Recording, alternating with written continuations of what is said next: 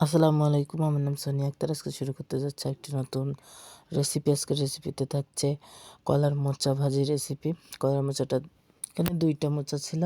মোচা দুটো সুন্দর করে পরিষ্কার করে বেছে ধুয়ে তারপরে গরম পানিতে সিদ্ধ করে তারপরে একটা ঝাঁপিতে ঢেলে নিলাম। এখন আমি চুলায় তাওয়া বসিয়ে দিলাম ভাজিটা করার জন্য। এবার তেলটা গরম হয়ে এলে চিংড়ি মাছগুলো দিয়ে দিলাম। চিংড়ি মাছ দিয়ে কলার মোচা ভাজি করব।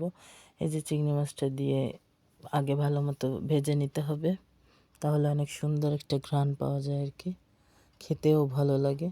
তারপরে যে পেঁয়াজ কুচি আমি দিয়ে দিচ্ছি, হাত দিয়ে একটু ছাড়িয়ে দিচ্ছি। এই যে বেশি পরিমাণে পেঁয়াজ আর কাঁচামরিচ কুচি দিতে হবে। সেক্ষেত্রে কাঁচামরিচটা ইচ্ছা মতো দিতে পারেন, তার কারণ কাঁচামরিচ অনেকে মরিচ খেতে পারে না, ঝালটা একটু কম খায়। ঝালটা যে যার ইচ্ছা মতো দেবেন, কিন্তু পেঁয়াজটা একটু বেশি পরিমাণে দিতে হবে। মোচাটা সেক্ষেত্রে অনেক মজা লাগে খেতে।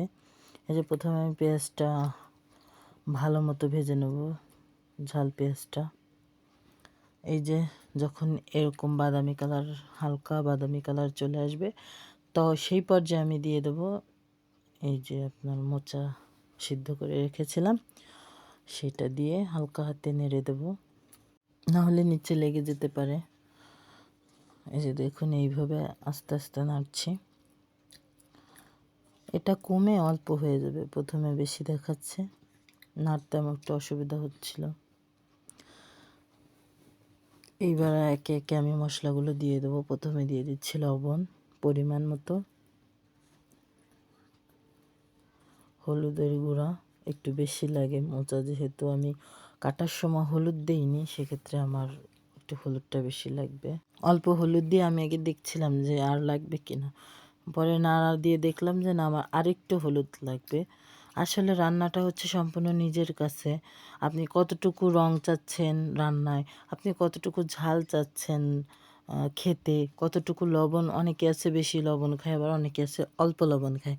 এই কারণে আসলে লবণের মেজারমেন্টটা হচ্ছে নিজের কাছে, আর প্রতিটা মশলাই হচ্ছে নিজের কাছে। আমি বলে দিলাম 1 টেবিল চামচ, আমি দিলাম এক মানে এক ধরনের চামচ, আপনি দিলেন আরেক ধরনের চামচে।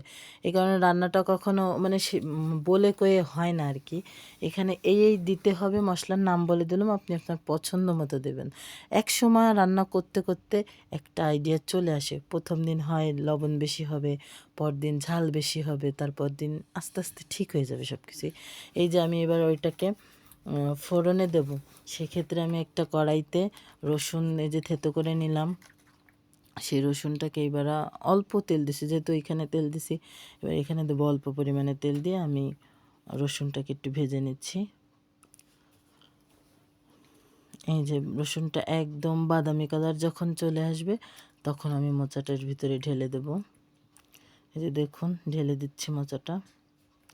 এবার আমি ভালো মতো নেড়ে দেব। এই যে দেখুন, মোচাটা রান্না কমপ্লিট। মোচাটা একটু কাটতে আর বাছতে একটু সময় লাগে, তাই ছাড়া রান্না করতে একদমই সময় লাগে না। এই যে দেখুন, তারপরে কিছুক্ষণ একটু নেড়ে নিলেই আর কি রান্নাটা কমপ্লিট। এই যে দেখুন কত সুন্দর হয়েছে, দেখতেও যেমন হয়েছে, খেতেও ঠিক অসাধারণ হয়েছিল, অনেক মজা হয়েছিল। আপনারা এইভাবে ট্রাই করে দেখবেন, অনেক ভালো লাগবে খেতে। যাই হোক, আমাদের রান্নাটা প্রায় শেষ, আমরা চলে আসলাম একদম শেষ পর্যায়ে। আমি এখন মোচা ভাজিটা তুলে নিচ্ছি একটা বাটিতে। আর ভিডিওটা শেষ পর্যায়ে চলে আসলাম। সবাই ভালো থাকবেন, সুস্থ থাকবেন, এবং ভিডিওটা যদি ভালো লাগে একটা লাইক করে দিন, এবং আমাদের চ্যানেলটা সাবস্ক্রাইব করে আমাদের পাশে থাকবেন। সবাইকে ধন্যবাদ ভিডিওটা শেষ পর্যন্ত দেখার জন্য। আল্লাহ হাফেজ, সবাই ভালো থাকবেন।